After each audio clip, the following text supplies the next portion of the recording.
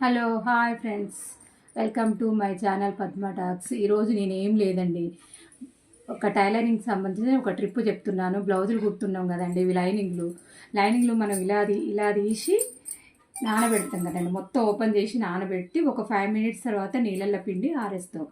అలా చేయడం వల్ల ఏమవుతుంది, లైనింగ్ క్లాత్ తక్కువ అయిపోతుంది, బ్లౌజులు సరిపోవట్లేవు. దానికి సంబంధించింది అలా సరిపోకుండా కరెక్ట్గా రావాలంటే దానికి ఒక ట్రిక్ చెప్తానండి. ఏం లేదండి, ఇలా ఉంది కదా క్లాత్, ఇలా నానేసేయాలండి. ఇట్లనే పెట్టండి లోపలికి ఇట్లనే పెట్టండి. పెట్టిన తర్వాత ఒక 5 minutes తర్వాత, ఇది నీకు ఒక 5 minutes ముందు పెట్టిందండి.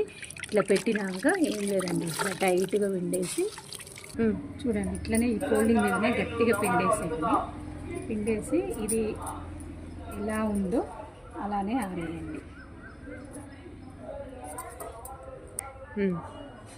ఇలానే ఆరేయండి. ఆరిన